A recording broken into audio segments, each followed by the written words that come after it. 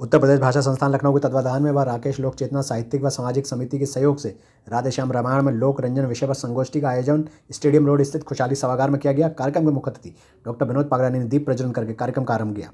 विशेष अतिथि पंडित राधेश्याम कथावाचक की पौत्री शारदा भार्गव ने पंडित राधेश्याम जी को भारत रत्न दिलाने की मांग। जयपुर से पधारे साहित्यकार हरिशंकर शर्मा जी रहे कार्यक्रम अध्यक्ष। उनके अलावा मंचासीन रहे डॉक्टर नितिन सेठी, डॉक्टर तुषार अरोड़ा, डॉक्टर अनिल मिश्रा।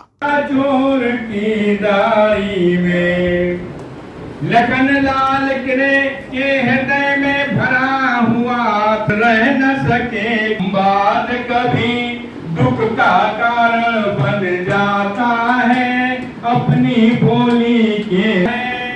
जो खालिस मीठा होता है वो अपना नाश कराता है। मीठे गन्ने को देखो तो कोलू में पेला जाता है। संस्था बनाकर के एक बहुत ही नवाचारी और उपयोगी कदम उठाया है। निश्चित रूप से ये साहित्यकारों को, समाज सेवियों को जोड़ने का अवसर देगा। सागर पार लगा देना मेरे सुर के तट पर, तुम बड़ी जल निधि के हर तट में हो। मैं गंगा का माझी हूँ, तुम भवसागर के तट पर। जब तुम 14 वर्ष दूर होंगे नाथ मैं लूंगा जो। बहुत बहुत स्वागत।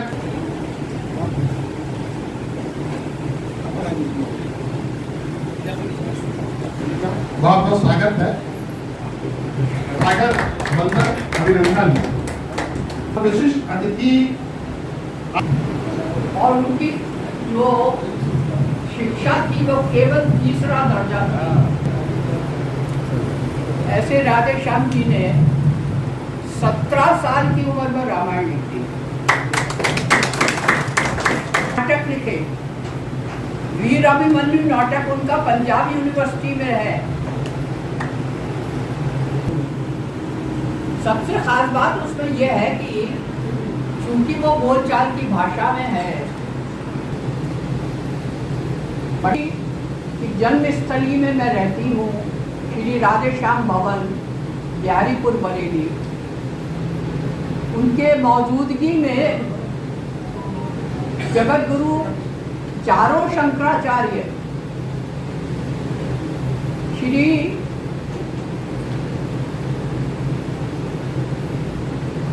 और जब भी जो नीति बनती है तो वो बातें एक जो लहर बन के जो मजबूत तरीके से केंद्र तक पहुंचती है तो निश्चित ही उसका प्रभाव दूरगामी होता है। और कभी तो अपनी कलम से मुखर होके किसी भी बड़े अधिकारी को, किसी बड़े नेता को मंच के सामने बिठा के कह सकता है, वो हर किसी की ताकत नहीं कह पाता। इस कवि का, इस साहित्य का पूरे देश को दिशा देने में हर तरह, हर दृष्टि से, हर दिशा में बहुत अहम योगदान है। कि आप काम कार्य करते रहिए, हमारा पूरा सहयोग है। आपको जहाँ जहाँ संभव होगा पूरा सहयोग करेंगे। यहाँ का प्रमुख वर्ग, यहाँ का परिवार और यहाँ की पीढ़ी के लिए जो संस्थान, शिक्षा संस्थान काम कर रहा था वो भी आज तक सोया हुआ है। प्रश्न ये आता है कि यहाँ के राजनीतिक भाषण तो बहुत बड़े बड़े दे देते, लेकिन उसका क्रियान्वयन कौन करेगा? या तो बोले नहीं, बोले तो करे। हकीकत ये हो गई है कि पहले साहित्य राजनीति को दिशा दिखाता था, आज राजनीति साहित्यकारों को दिशा दिखा रही है। उसने लिखी थी, बहुत अच्छी बात है। मैं उसी रामायण का ये अकारात्मक शब्दकोश लिख रहा हूँ के लिए, कथावाचकों के लिए एक मार्गदर्शन का काम करेगी। बात ये आती है कि हम कहाँ खड़े हैं, किस रूप में सोच रहे हैं और क्या कर रहे हैं। प्रश्न की आपको करने से कहीं भी आ रहा है, तो बढ़ी जा रही है। आज की तारीख में 6 शोधार्थी जुड़े कथावाचक विधि पर शोध करने वाले हैं। 2 शोधार्थी पिछले 24 और 23 में काम कर चुके हैं, उनका सब्मिटेशन हो चुका है, लेकिन अपना ही रोहिलखंड विश्वविद्यालय की ओर से उनके प्रतिनिधि के रूप में।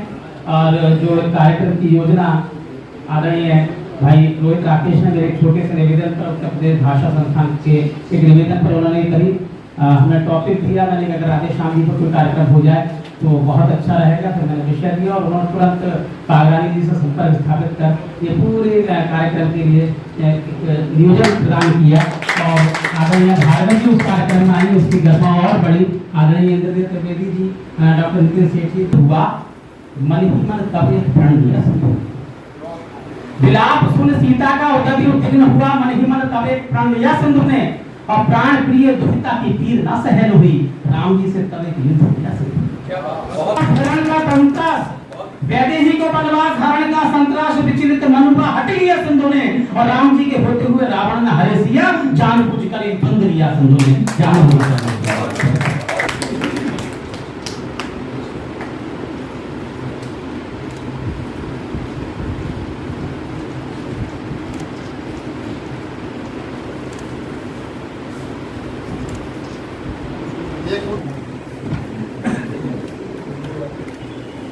अनिल मिश्र जी, डॉक्टर नितिन सेठ जी,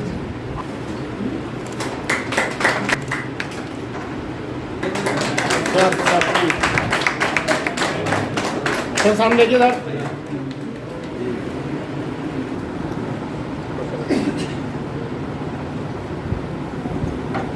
थैंक यू सर। कार्यक्रम है आज राधे श्याम जी पर, और राधे श्याम जी की कई पुरानी चीज़ों की भी चर्चा हुई यहाँ पर। क्या लगता है कि कैसा राधे श्याम जी को पाकर बरेली कितना गर्व है? बरेली का हम सबका सौभाग्य है कि राधे श्याम जी बरेली के से रहे, और उन्होंने जो रामायण कही वो आज भी हर जगह लोकगीतों में उसका मंचन हर जगह होता है। और जैसे कहावत भी है, वाल्मीकि तुलसी भय और तुलसी राधे श्याम। हम सबका सौभाग्य है, और हम पूर्व में भी हमारे यहाँ के डीएम रहे, उनके संग मिलके एक संस्था भी बनाई गई राधे श्याम जी के उसके ऊपर, और लगातार हर वर्ष वो संस्था कार्य करती है, और राधे श्याम जी के नाटक का मंचन वहाँ पे होता है।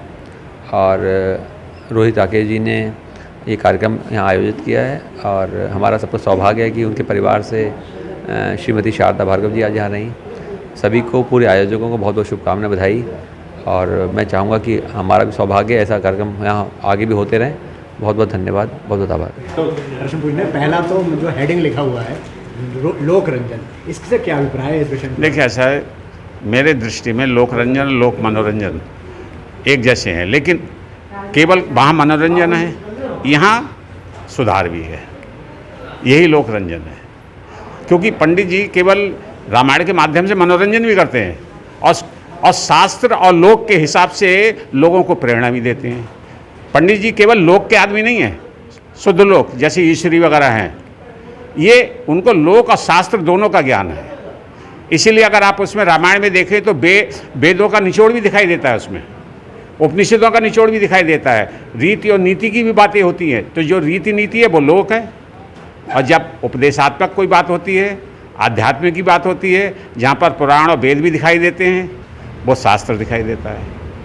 तो केवल वो शुद्ध शास्त्री नहीं थे, लोक शास्त्री थे। इसलिए लोक शास्त्र, तो वो लोक रंजन को हमें इसी रूप में लेना है। क्योंकि यही कारण है कि नवजागरण का सिद्धांत, आर्य समाज का सुधारवादी सिद्धांत, और शुद्ध सनातनी, आज का वो कूपमंडूप वाला सिद्धांत नहीं, सनातनी नहीं, जो लोक चेतना का सनातनी है, जो परिष्कृत हो, वैज्ञानिक दृष्टिकोण रखता हो, सुधारवादी नजरिए रखता हो, इन तीनों का समन्वय उनकी रचना में मिलता है। तो उसमें सनातन, शुद्ध सनातन क्या है? लोक चेतना, आर्य समाज का सुधारवादी नजरिया। इसीलिए वो स्त्री के सुधार की बात भी करते हैं, उनकी शिक्षा की बात भी करते हैं, समाज में दबे कुचलों की भी बात करते हैं। तो ये तमाम चीज़ें उनके साहित्य में देखने को मिलेगी, वो आज भी है। मैं पंडित राधेश्याम कथावाचक जी की पौत्री हूँ। मेरा नाम शारदा भार्गव है। उनकी जन्मस्थली जो श्री राधेश्याम भवन है, उसमें मैं रहती हूँ। ये मेरा सौभाग्य है। हरिशंकर शर्मा जी को अभी मैंने एक चित्र दिखाया अपने मोबाइल में। इनकी जो बात है ये बिल्कुल ठीक है। मैं योगी जी से मिली हूँ पर्सनली उनके घर पे, और मैंने उन्हें रामायण भी भेंट करी और कृष्णायन भी भेंट करी है। मेरा ये प्रयास है कि आगे चल को उनको, जब वो बरेली आएँ तब जन्मस्थली पे पधारें, ये मेरा प्रयास है। और फिर उनसे जो है, जो ये कह रहे हैं, मूर्ति की भी प्रार्थना की जाए, गेट की भी प्रार्थना की जाए, और जो उनकी सीट बनी है यूनिवर्सिटी में उसको संचालित किया जाए। तो मेरा ये प्रयास है कि ये सब हो जाए। देखिए प्रभु की कृपा होगी, प्रयास की सफलता होगी तो होगा।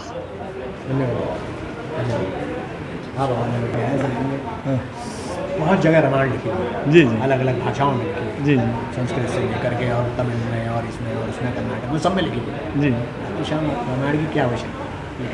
राधेश्याम रामायण की जो आवश्यकता बनती है, देखिए रामायण बहुत लिखे गए, कदम रामायण है, अरण्य रामायण है, वाल्मीकि रामायण है, रामचरितमानस है, तमाम आदि बहुत सारे। अब इसमें समय समय के अंतर्गत राम कथा को लिखने का काम कई कवियों ने किया, लेकिन जो राधेश्याम कथावाचक ने आम भाषा में जन जन तक रामायण को, राम कथा को पहुंचाने का जो काम किया, वो इतना बड़ा काम है। आज भी उत्तर भारत और मध्य भारत की अधिकांश रामलीलाओं जो हैं वो राधेश्याम कथावाचक की रामायण के बिना नहीं हो सकती। संवादों के लिए, पूरे भारतवर्ष की रामलीलाओं को संवादों के लिए राधेश्याम रामायण का सहारा लेना पड़ता है। आप चाहे उत्तरांचल चले जाइए, चाहे दिल्ली चले जाइए, चाहे राजस्थान चले जाइए, कोई भी ऐसी रामलीला आपको नहीं मिलेगी जहाँ पर राधेश्याम रामायण का इस्तेमाल नहीं किया जाता हो। इतना तो इस्तेमाल तुलसी की रामचरितमानस का भी नहीं होता है। तो रामलीलाएं, पूरे भारतवर्ष की जो रामलीलाएं हैं, जो भारत की सांस्कृतिक जो है विरासत हैं, वो एक बड़ी उसके लिए राधेश्याम कथावाचक की रामायण और उनके संवादों की बड़ी भूमिका है। उसके महत्व को समझना चाहिए और इसीलिए शायद वो जनकवि के रूप में जो है प्रचलित हुए। और कबीर और तुलसी के बाद अगर मैं कोई सबसे बड़ा कोई जनकवि देखता हूँ भारतवर्ष में रामकथा के क्षेत्र में, तो वो राधेश्याम कथावाचक हैं और कोई दूसरा नाम नहीं आता। मतलब उत्तर प्रदेश भाषा संस्थान एक सरकारी या अर्ध सरकारी वो है क्रम, ये किस तरह के कार्यक्रम कराता है और बरेली में कितने कार्यक्रम करा चुके हैं? उत्तर प्रदेश भाषा संस्थान उत्तर प्रदेश सरकार का एक संस्थान है जिसके अध्यक्ष माननीय मुख्यमंत्री हुआ करते हैं पदेन, और इस समय उसके जो निदेशक हैं श्री विनय श्रीवास्तव जी हैं। और भाषा संस्थान भाषा के उत्थान के लिए विभिन्न साहित्यकार जो छूटे हुए हैं, जिनके हम लोग कम जानते हैं, और ऐसे साहित्यकार जिन्होंने इस दुनिया के लिए, साहित्य के लिए, समाज के लिए बहुत कुछ किया, उन पर संगोष्ठी आयोजित करवाता रहता है। पूरे जनपद के जितने 75 ज़िले हैं उन पर सब में होता है। विभिन्न माध्यमों से, जैसे मुझे यहाँ पर संयोजक उन्होंने घोषित किया हुआ है, विभिन्न जगह अन्य भी हम लोग कार्यक्रम करवाते हैं। किसी न किसी साहित्यकार, कोई ऐसा सामाजिक सरोकारों से संबंधित या फिर भाषा से संबंधित कोई भी विषय उसमें हो सकता है, और उत्तर प्रदेश भाषा संस्थान उस पर कार्यक्रम करवाता है। तो ये किस तरह के कार्यक्रम, जैसे यहाँ कराया, ये इस कड़ी में कौन सा कार्यक्रम है ये? मतलब पहले हम यहाँ पर किशन सरोज जी के जो बहुत अच्छे गीतकार रहे, देश के प्रतिष्ठित गीतकार रहे, उन पर भी ये कार्यक्रम आयोजित करवा चुके हैं। डॉक्टर किशन सरोज जी की चेतना, उनकी कविताओं में चेतना और लोक भाषा, इस टाइप से साहित्य से रिलेटेड करवाते हैं, भाषा या साहित्य बस। तो कुछ ऐसा है कि साल में हर महीने कराना है, कुछ समय नहीं, ऐसा कुछ नहीं है। मतलब और भी कार्यक्रम कार्य रहते हैं, जैसे पुस्तक का प्रकाशन भी है, अनुवाद वगैरह करवाना, ये सब चीज़ भाषा संस्थान के अंतर्गत आती हैं। विभिन्न भाषाओं के लिए काम करता है, हिंदी भाषा के साथ साथ आपका अवधी भी है, उसमें भोजपुरी भी है, मैथिली भी है, सब उसके लिए कार्य करता है। ठीक ओके जी। ये राकेश लोक चेतना साहित्य एवं सामाजिक समिति के विषय में बताइए, ये कब बनाई आपने और किस कारणवश बनाई, किस उद्देश्य से बनाई? देखिए, ये संस्था अभी नई बनी है। राकेश मेरे पिताजी का नाम है, तो राकेश लोग चंद्रलोक को भी कहते हैं, और चेतना मतलब मेरी माता जी, तो वो चेतना लोगों में जगाने का काम है। तो ये राकेश लोक चेतना साहित्य और समाज के क्षेत्र में काम करने के लिए पहला कार्यक्रम है। पंडित राधेश्याम कथावाचक विषय पर ये संगोष्ठी का आयोजन किया गया है। उत्तर प्रदेश भाषा संस्थान लखनऊ द्वारा ये कार्यक्रम आयोजित किया गया है, और हमारी संस्था इसमें सहयोगी संस्था रही है।